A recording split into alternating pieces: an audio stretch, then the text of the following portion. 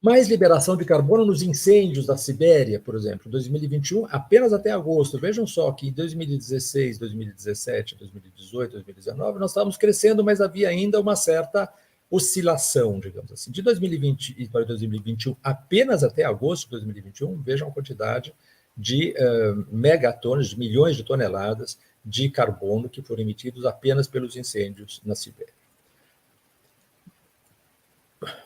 Primeiro e segundo ponto que eu estava falando para vocês, picos de calor mais intensos e mais extensos geograficamente, né? E aqui eu mostro para vocês, vejam, isso aqui são as temperaturas atingidas nesses países, inclusive, portanto, em regiões distantes do Oriente Médio, que são as mais quentes, e do cinturão equatorial, como o caso do Canadá. Vejam o Canadá aqui, nós estamos falando de 49,6 graus Celsius em 2021, no verão de 2021.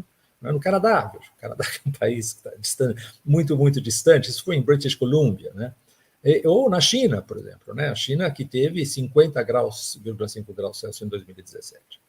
Mas vejam, portanto, que a grande parte dessas temperaturas são recordes de temperatura dentro vamos dizer assim, do período de mensurações instrumentais, né? Alguns não são, mas, por exemplo, alguns são. O caso da Itália, por exemplo, né, em Siracusa, em Sicília, houve, no verão de 2021, no verão passado, houve uma temperatura de 48,8 graus Celsius, que não era apenas a maior temperatura da Itália, mas a temperatura da Europa. Foi a maior temperatura ocorrida na Europa, ocorreu em 2021. Tudo isso não estava previsto, como eu vou mostrar para vocês. O IPCC admite que essas temperaturas não estavam sendo previstas tão cedo. E aí é só um quadro um pouco assim, sinótico disso, tá certo? Então, onde houve ondas de calor que bateram recordes no mundo, né? E vocês veem que basicamente grande parte delas são depois de 2018, tá vendo? Ou seja, depois daquele artigo que eu mostrei para vocês no começo, em suma, do Richard Miller, né? Veja, então, com exceção da Kior, que foi em 2017, nós temos praticamente todos esses recordes de temperatura que foram batidos aqui entre 2019 e 2022, aqui no caso da Argentina. Muito bem. Mais uma vez ainda, os dois pontos que eu quero levantar para vocês, picos de calor mais intenso e mais extenso geograficamente, por causa da Índia e do Paquistão, mas aqui especificamente a Índia, né? Veja, em 2022 a região viu um calor constante, né? Desde março até junho, com temperaturas atingindo 47 graus Celsius na Índia e 51 graus Celsius no Paquistão.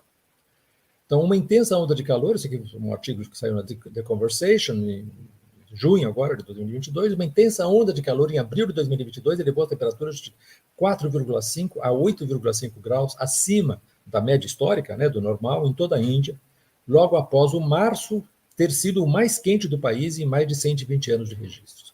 Estamos claramente agora entre 43,7 graus e 45 graus Celsius em 10 cidades, vejam, essas 10 cidades aqui, de mais de 1 milhão de pessoas. Então, isso nos leva a uma outra realidade. Nós estamos numa realidade hoje em 2021, 2022, que é completamente diferente da realidade que havia informado os artigos de 2017 e 2019. Mais extenso geograficamente, mais uma vez, os incêndios na Europa, por exemplo, se você pegar a área queimada em hectares na Europa até meados de agosto de 2022, né, até 14 e 15 de agosto, 3 dias atrás, vocês veem aqui exatamente, essa aqui é a linha de evolução em área queimada por hectares. Nós chegamos já a superar 600 mil hectares em agosto, até agosto, na Europa, em toda a região da Europa.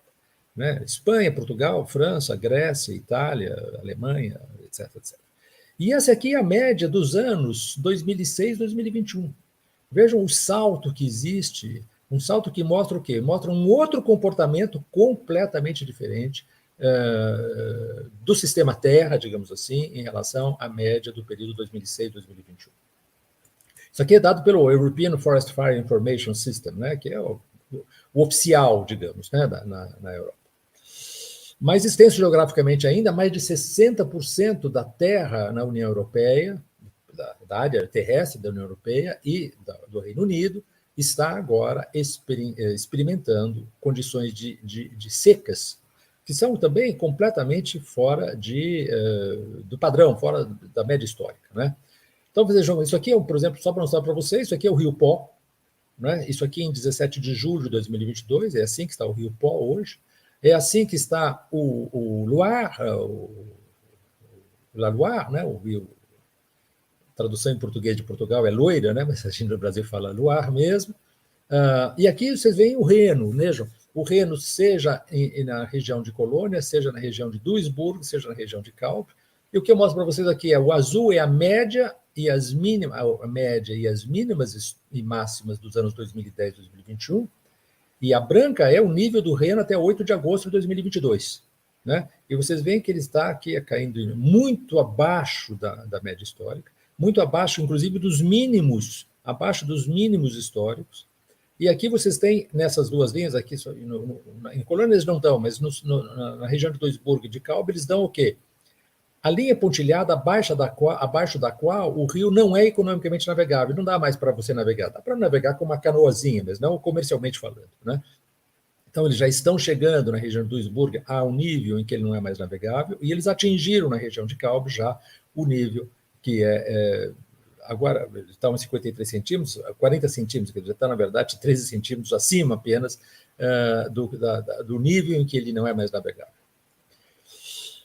3, a aceleração não prevista pelos modelos, né? Os impactos da aceleração do aquecimento não previstos pelos modelos. Veja, isso aqui é o grupo 2, né, do 6º relatório do IPCC, que saiu agora em abril de 2022, e o que eles falam no começo já, né, no Summary for Policymakers, lá, né, o sumário para os governantes. A extensão e a magnitude dos impactos das mudanças climáticas são maiores do que as estimadas em avaliações anteriores, alta confiabilidade. A ciência não previu esse novo planeta que emerge a partir do terceiro decênio do século XXI. 4, mais sensíveis e mais próximos de pontos de não retorno. Aí você tem um trabalho que é feito pelos caras os grandes estudiosos do sistema climático hoje em dia, o Timothy Lenton, que é um jovem completamente brilhante, e vejam quem está com ele, né? Johan Rockström, presidente atualmente, inclusive, lá do Potsdam Institute for Climate Impact Research, o Stefan Ramsford, o Owen Gaffney, que é do Stockholm Resilience Center, o Will Steffen, que é o cara talvez mais lido hoje em dia em termos de mudança climática, e o patriarca do Potsdam, que é o Sheldon Huber, né? O que eles falam? Esse é um artigo saindo 9 de abril de 2020. Eles dizem, o IPCC introduziu a ideia de pontos críticos, tipping points, há 2 décadas. Naquela época, essas descontinuidades em grande escala no sistema climático só eram consideradas prováveis se o aquecimento global excedesse 5 graus Celsius acima do período pré-industrial. Informações contidas nos 2 relatórios especiais do IPCC, esses 2 relatórios aqui de 2018, Global Warming of 1.5 degrees Celsius, né?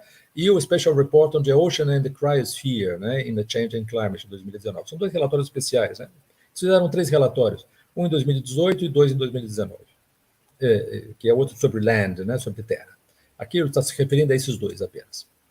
Então, informações contidas nos 2 relatórios especiais do IPCC mais recentes, 2018 e em setembro de 2019, sugerem que pontos de inflexão podem ser excedidos mesmo num aquecimento entre 1 grau Celsius e 2 graus Celsius de aquecimento. E esse é exatamente o gráfico que mostra, nesse mesmo artigo, que mostra isso, né?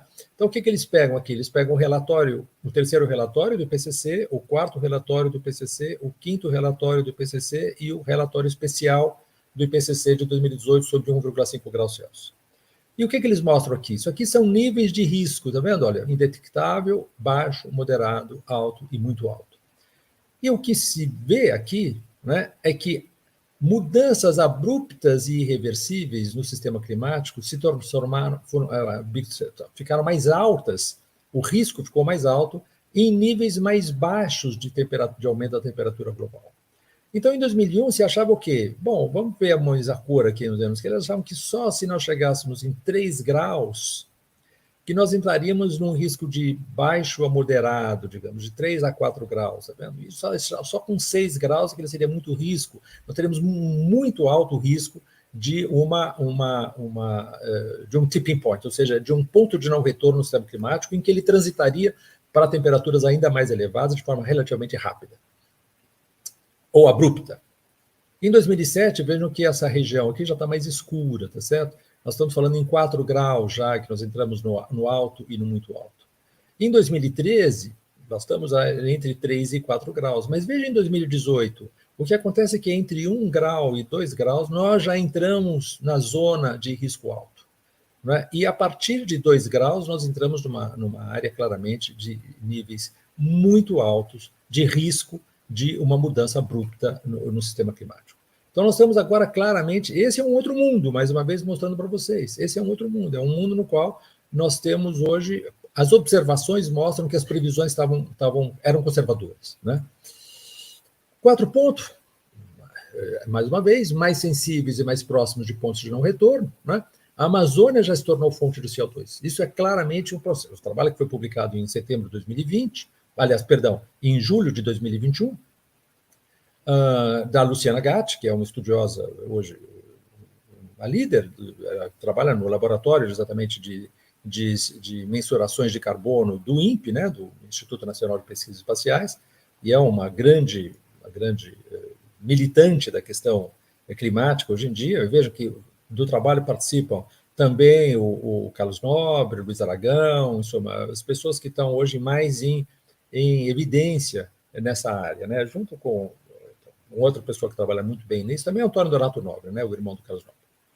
A Amazônia já se tornou fonte de CO2, alças de retroalimentação em pontos de reflexão na floresta amazônica. Ela já está detectando isso, ou seja, foi detectado um novo feedback positivo, ou seja, uma alça de retroalimentação. O sudeste da Amazônia torna-se, de 2010, na média de 2010 e 2018, fonte de emissão de carbono, sobretudo devido ao aumento da mortalidade das árvores. E um novo trabalho que a Luciana Gatti está publicando agora, não foi ainda publicado, mostra que não é apenas o sudeste da Amazônia, mas a maior parte da Amazônia já se transformou numa fonte de emissões de gás de efeito estufa. Uma coisa que não havia sido, não se pensava, né? A floresta amazônica era considerada um sumidouro de carbono até 5, 6 anos atrás. Mesmo as florestas boreais são mais sensíveis ao dieback do que previsto. Veja, esse trabalho foi publicado agora em agosto de 2022, um trabalho extremamente alarmante. Mesmo mudanças climáticas modestas podem levar a transições maiores nas florestas boreais, a um dieback das florestas, ou seja, a uma morte espontânea das florestas. Aí a gente entra, portanto, na questão da sociofísica, tá certo? Quer dizer, é importante a gente entender que, na verdade, nós estamos vivendo uma realidade que é uma realidade completamente diferente daquela realidade na qual se baseava a ciência até 2017. Né? Então, desde que Richard Miller, Chris Smith e colegas publicaram seus artigos há 5 anos, quase 300 gigatoneladas, 285 gigatoneladas de CO2 equivalente foram emitidas. Né? O Richard Miller falava em 250 gigatoneladas nos próximos decênios. Né? Imagina. Isso aqui estamos falando de 5 anos. Né? Em 2019, as emissões de gases de efeito estufa, que são todas medidas aqui, estavam 59, nós chegamos a quase 60 gigatoneladas, está vendo, em 2019. Elas já estavam 59% mais altas do que em 1990, estavam 44% mais altas do que em 2020. Então, o que eu quero propor a vocês é basicamente isso. A questão da possibilidade ou impossibilidade geofísica de conter o aquecimento global em certo patamar, seja ele 1,5 graus ou 2 graus Celsius, nunca foi a questão central. A questão central, quando se fala em níveis de aquecimento ainda evitáveis ou já inevitáveis, não é tanto entender as leis da física, mas entender as interações entre a física, o sistema econômico e a ordem jurídica que garante a permanência desse sistema. A sociofísica é uma nova ciência, é a ciência do antropoceno, e é uma ciência na qual, evidentemente, nós vamos ter que alfabetizar em ciências do sistema Terra os meus colegas de humanidades, e nós vamos ter que pedir aos cientistas que se politizem, ou seja, que levem em consideração de uma maneira muito mais preponderante do que levaram até agora o fato de que nessa interação entre as leis da física e o sistema econômico, o lado socioeconômico e político sempre foi mais decisivo do que o lado geofísico. E isso os cientistas têm uma enorme resistência a admitir. Então, falemos basicamente do futuro agora, tá certo? Qual é o futuro dos investimentos em mudanças em combustíveis fósseis? Isso aqui é foi publicado agora em 2021, baseado nos dados da Agência Internacional de Energia, né? E que ele mostra o quê? Em 2018, o que está em preto aqui é os investimentos na oferta de óleo, gás e carvão, né? Vejam que ele é preponderante em relação aos demais. A média anual de 2025 e 2030, segundo o que estão planejando as corporações, sejam as privadas, sejam as públicas, mostram que ela permanecerá ainda mais predominante do que em termos de bilhões de dólares, tá? Nos seus investimentos. O que a Agência Internacional de Energia propõe, de uma forma extremamente, digamos assim, modesta, né, é que haja uma diminuição dos investimentos nos combustíveis fósseis. Mas vejam, isso aqui é o que está planejado, né? Isso é o que está planejado. Portanto, nós estamos em 2018 já com alguma coisa da ordem de quase 1.000 bilhões, ou seja, de $1 trilhão, né? E nós vamos ultrapassar $1 trilhão no período 2025-2030, segundo o que está planejado. A economia globalizada é impulsionada por basicamente dois sistemas, cujo apetite por combustíveis fósseis é insaciável, né? Em primeiro lugar, o sistema energético. E aqui nós estamos falando, portanto, de consumo baseado em terawatts-hora, né? E aí vocês veem que, portanto, entre 50 e 2019, o consumo global de combustíveis fósseis multiplicou-se por 7 vezes, né?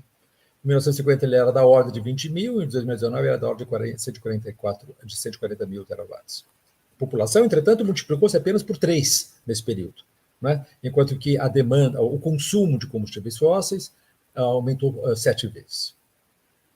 Esse sistema energético ele resiste à mudança. Não adianta nós fazermos propostas, prognósticos em relação a como é que nós podemos diminuir os consumos. Enquanto não houver um controle sobre a indústria de combustíveis fósseis, controle político sobre... Não era nada. Vejam, isso é um artigo que foi publicado pela BBC News no ano passado.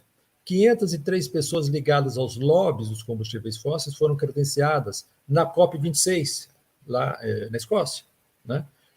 A influência deles é uma das maiores razões pelas quais 25 anos de negociações climáticas da ONU não levaram a acordos reais nas mudanças globais. Não adianta nós pensarmos o que é possível do ponto de vista geofísico. Nós temos que pensar o que é possível do ponto de vista social, né? Segundo ponto é o sistema alimentar. 1/3 do total dos gases de efeito estufa provém do sistema alimentar, segundo Francisco Tubela da FAO, e é basicamente um consenso científico, né? As emissões totais de gases de efeito estufa do sistema alimentar foram de cerca de 16 gigatoneladas de CO2 equivalente em 2018, ou seja, 1/3 do total das emissões antropogênicas. O trabalho que ele publicou, vejam aqui, no ano passado. Sobretudo por quê? Por causa do consumo de carne, né? Esse é o gado na Amazônia, após a remoção da floresta. Esse é a colheita da soja no Mato Grosso, uma commodity de exportação usada sobretudo para ração animal, né? 80% dela vira farelo de soja, portanto, é destinada a... Portanto, a soma da abertura de pastagens com a abertura de área agrícola de soja está basicamente ancorada no consumo de carne, né? No consumo de carne. A questão fundamental do sistema alimentar. 1/3 dessas emissões provém, em grande parte, do consumo de carne. No caso do Brasil, as emissões brasileiras de gás de efeito estufa aumentaram 9,6% em 2019 em relação a 2018. Isso aqui é o CEG, né? Sobretudo por causa do desmatamento, enquanto a economia cresceu apenas 1,1%. Vejam que nós temos uma desacoplagem negativa, né? Ou seja, nós estamos aumentando mais as emissões do que a economia está aumentando. No caso da Amazônia, é claro, tá certo? Então, entre 88 e 2021, vejam, a partir daqui nós estamos agora chegando em 13.235. quilômetros quadrados de floresta primária suprimida por corte raso. As mensurações do PRODES, né, isso aqui é o PRODES do INPE, mostram apenas desmatamentos acima de 6 hectares. Tudo aquilo que é de 6 campos de futebol, digamos. Tudo aquilo que for menos que isso não é detectado, né? E agora acabou de sair aqui, isso aqui foi de ontem, né, 17 de agosto, a Amazônia Legal tem o maior desmatamento em 15 anos, segundo o Amazon, está falando em 10.781 km², mas isso aqui é apenas os alertas de desmatamento, né? O SAD, né? Quando nós virmos depois o resultado final, nós vamos ter muito provavelmente um desmatamento bem superior a 13.000 km². Nessas emissões do Brasil, o agronegócio é fundamental. Ele é responsável por 72% dos gases de efeito de estufa e está aumentando. Em 2015, ele era responsável por 68%. Eu estou me referindo ao uso da terra mais agropecuária. Né? Em 2018, 70%. Tá vendo? Em 2015 era 68%. Em 2018, ele era de 70%, 40 mais 30%. E em 2019, ele chega agora a 72%, 44% de uso da terra, isso quer dizer desmatamento, e 28% da agropecuária. Isso aqui, mais uma vez, o CEG do ano passado. Então, os dois sistemas energéticos crescem em sinergia, né? Um depende do outro. A concentração da terra e do poder econômico nas mãos das corporações tenta bloquear toda ação política para tentar reverter a degradação ambiental, né? É esse carinha aqui, que é 1% da população, que manda, que é o que pilota o navio. E as projeções são claras. As projeções, por exemplo, da Agência Nacional de Energia em 2021, significa o quê? Bom, em 2019, nós tínhamos consumido 1 milhão de barris de petróleo por dia, está vendo aqui? Em 2020, por causa da pandemia, cai. Em 2021, ela volta a subir. Em 2022, ela encosta em 2019. Em 2023, ela já será maior do que em 2019. E nós chegamos, então, a 102 milhões de barris de consumo de petróleo por dia em 2026. A demanda de energia primária, mais uma vez estou citando a Agência Internacional de Energia, se nós temos uma indexação em 2019 em 1, vocês veem que há uma enorme demanda de energia das renováveis, de baixo carbono, ótima notícia, mas não é isso que importa para o sistema climático. O que importa para o sistema climático é isso aqui. Não importa quanto nós vamos consumir de energia renovável, importa quanto nós vamos consumir de energia baseada em combustíveis fósseis, que elas que fazem as emissões de gás de efeito de estufa. E, portanto, nós vemos o quê? Que o carvão, em relação ao index 1 em 2019, cai um pouco em 2030, mas não o gás, nem o petróleo, não o gás. Até 2040 ainda, segundo o World Energy Outlook de 2020, da Agência Internacional de Energia, vejam em 2019, 2030 e 2040, aquilo que é a demanda de petróleo, que chega a uma espécie de platô, que não declina, tá certo? Em 2019 nós estávamos aqui, em 2030 aqui, em 2040 aqui. Praticamente nós temos uma permanência desse consumo e provavelmente até 2050, segundo a EIA, né, segundo a Energy Information Administration dos Estados Unidos, o consumo de energia primária global por fonte 2010, 2050, né, aqui nós temos 2010, 2050, e vocês veem que para eles o carvão nem chega a cair, né, o gás natural sobe e o petróleo também sobe. Vejam, a demanda global de energia primária fornecida pelos combustíveis fósseis em 2000 era de... Isso aqui é o Banco Mundial, né? 86%. Em 2020, ela caiu para 84,3%, mas a quantidade, em termos absolutos, é muito maior. Né? Em todo caso, vejam que não há nenhuma transição para fora dos combustíveis fósseis. Segundo o World Economic Forum, em 2040, os combustíveis fósseis ainda fornecerão mais de 3/4 da demanda global de energia primária, ou seja, 77%. Né? Sendo que o volume, em termos absolutos, será muito maior. Bom, de onde vem o dinheiro dos combustíveis fósseis? Essa aqui é a grande questão que nos interessa, tá certo? É a questão de como esse sistema se retroalimenta. Então, entre 2016 e 2020, os 60 maiores bancos do mundo despejaram 3,8 trilhões de dólares nos combustíveis fósseis. De 2016 a 2021, isso passou para 4,6 trilhões de dólares. Né? dos 60 maiores bancos privados, esqueci de escrever aqui, privados, porque nós pegamos os bancos chineses, bancos estatais, etc., esse número é muito maior. Os empréstimos subscrições por carvão aumentaram desde o Acordo de Paris, vejam aqui, nós estamos falando em 491 bilhões de dólares em 2016, certo? Isso aqui significa empréstimos, isso aqui significa subscrições, basicamente são investimentos, né? E aí vocês têm 543 em 2019, e em 2020, 543, mas era apenas uma estimação baseada até os valores de outubro. E aqui isso sintetiza tudo, né? Isso aqui sintetiza tudo. A aceleração das concentrações atmosféricas de CO2, malgrado os acordos climáticos de 92 a 2015. Então, aqui começa, então, veja, em 1970, nós temos a primeira conferência do meio ambiente humano, em 72, em Estocolmo, né? Aqui nós temos a Eco 92, né? E aqui são todos, a partir de 95, são todas as COPs, né? E essas linhas aqui é o aumento das concentrações por ano, das concentrações de CO2 por ano, né?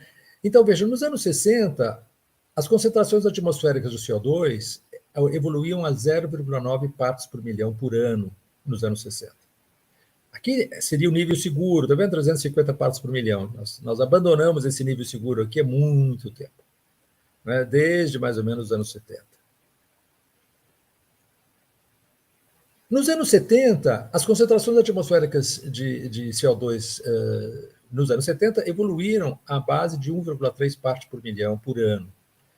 Nos anos 80 e 90, elas evoluíram a 1,5 partes por milhão. Nos anos 2000, elas evoluíram a 2 partes por milhão por ano.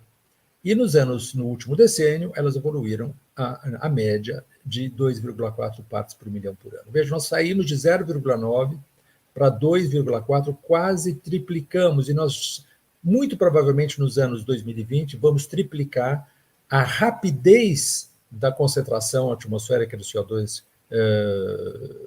por ano, né? Por ano. Portanto, o Acordo de Paris não fracassou, ele nasceu morto, porque ele sempre careceu das condições políticas para ser exitoso. Essa aqui é uma piadinha, né? Failed, e finalmente a COP27, que vai ser agora no Egito, é fútil, né? Porque não serve mais para nada. Por que eles vão discutir? Vão ficar discutindo o implemento do mercado de carbono. Então, o mais preciso veredito sobre as chances de sucesso do Acordo de Paris foi predito em 2013 pelo Ivo de Boer. O Ivo de Boer não é ninguém menos do que o ex-secretário executivo da Convenção Quadro das Nações Unidas sobre as Mudanças Climáticas, e ele exatamente renunciou em 2009, depois exatamente da COP15, a COP de Copenhague, né? E o que ele fala em 2013, numa entrevista? Ele fala: a única via para que um acordo em 2015 possa conter o aquecimento em 2 graus Celsius é desmantelar a economia global. Essa é a grande questão que nós temos diante de nós. Não se trata agora de fazer previsões sobre o comportamento do sistema físico, trata de entender que qualquer que seja essa previsão, nós vamos ultrapassar 2 graus Celsius muito, muito provavelmente no próximo segundo quarto do século, seja 2025 ou 2050. Esse trabalho foi publicado, um trabalho extraordinário, foi publicado no Proceedings of o PNAS, né, o Proceedings of National Academy of Sciences, agora em 2020, por esse Timothy Lenton, de novo, vocês já ouviram falar dele, não é? O Martin Scheffer e essa estrela ascendente aqui da ciência do clima, chamada Xixu. Nossos resultados revelam que hoje os seres humanos, assim como a produção agropecuária, estão concentrados em uma parte surpreendentemente estreita do espaço climático total disponível. Isso é especialmente verdadeiro em relação à temperatura média anual, em torno de 11 a 15 graus. A humanidade, ela está concentrada numa faixa de latitude do planeta que varia da temperatura média anual entre 11 graus e 15 graus Celsius. O que ele está falando aqui? Ele está falando sobre o futuro do nicho humano climático, né? Comparado com a situação pré-industrial de 300 anos antes do presente, o aumento médio da temperatura experimentado pelo homem até 2070 será estimado em 7, graus Celsius, cerca de 2,3 vezes o aumento médio da temperatura global. Uma discrepância em relação ao IPCC, que se deve, em grande parte, ao fato de que a Terra vai aquecer muito mais rápido do que os oceanos. Óbvio, porque nós estamos sempre falando de temperatura média, aumento da temperatura da Terra terrestre e marítima combinados. Aqui ele está falando só da temperatura terrestre, né, que é onde nós vivemos. Mas também um pouco amplificado pelo fato de que o crescimento populacional é projetado para ser predominantemente em lugares mais quentes. O artigo foi publicado, foi repercutido no Financial Times, vejam só. Né? Portanto, um órgão que está longe de ser, digamos assim, um ativista do clima. E o que eles mostram? Esse mapa é mais didático do que o próprio artigo. Sem mudança radical imediata da trajetória, esse é o futuro do Brasil e do mundo. O que significa isso? Em 2020, apenas 0,8% da superfície terrestre do planeta tinha uma média anual de temperatura de 29 graus Celsius. Basicamente onde? No Saara e no Sahel. Né? Esses pontos pretos aqui que vocês estão vendo. Esses pontinhos aqui da Índia, assim por diante. Uma temperatura média anual de 29 graus Celsius. Lembra que nós vivemos entre 11 e 15, na maior parte da população. De 29 graus Celsius ou mais. E era então, o lugar onde moravam 29 milhões de pessoas, né? Relativamente pouco, diante do planeta com quase 8 bilhões, já também chegamos em 8 bilhões. Isso em 2020. E em 2070, 19% da superfície terrestre do planeta poderá ter uma temperatura média anual de ao menos 29 graus Celsius, que é exatamente a temperatura do Saara, né? Afetando, portanto, até 3 bilhões de pessoas. Toda a faixa, todo o cinturão equatorial do planeta será, nesse momento, então, inabitável. Né? Vejam a Índia, onde moram hoje 1,4 bilhões de pessoas, o Sudeste Asiático, todo o norte da Austrália, toda a região do mundo malásio, a África e a Amazônia como um todo. Mais uma vez, saiu isso do Down to Earth, me pareceu até de uma maneira mais didática de se compreender. Né? Mesma coisa, aqui nós temos esse processo e aqui nós temos esse processo. Isso aqui é a adequação climática atual, e isso aqui é a adequação climática em 2070, nos próximos 50 anos. Conclusão. Alguns pontinhos. O que realmente importa, portanto, é a sobrevivência da civilização. Não importa agora quais são as previsões que nós vamos ter, se vai ser 1,5 graus, 2 graus, etc. E a sobrevivência da civilização requer algumas questões. Em primeiro lugar, desmantelar a economia globalizada de crescimento compulsivo, já nos dizia o nosso amigo Ivo de Boer, em 2013. Um homem extremamente experiente, um diplomata, que conhece muito bem o que é o peso das palavras. 2, superar o axioma militarista da soberania nacional absoluta. A única chance de uma governança global é nós transitarmos de um axioma de soberania nacional absoluta para um axioma de soberania nacional relativa. Relativa por quê? Porque ela deve ceder ao bem comum, à governança global, às grandes questões que só podem ser tratadas globalmente. O clima, a biodiversidade, a poluição, etc. Democratizar as decisões sobre os investimentos estratégicos, energia e alimentação. Basicamente, elas estão nas mãos agora das corporações. 4, reconhecer os limites do planeta. E 5, respeitar os direitos da natureza. Então, a destruição da rede da vida decorre de uma civilização incapaz de se perceber como um subsistema da ecologia. Era isso. Muito obrigado.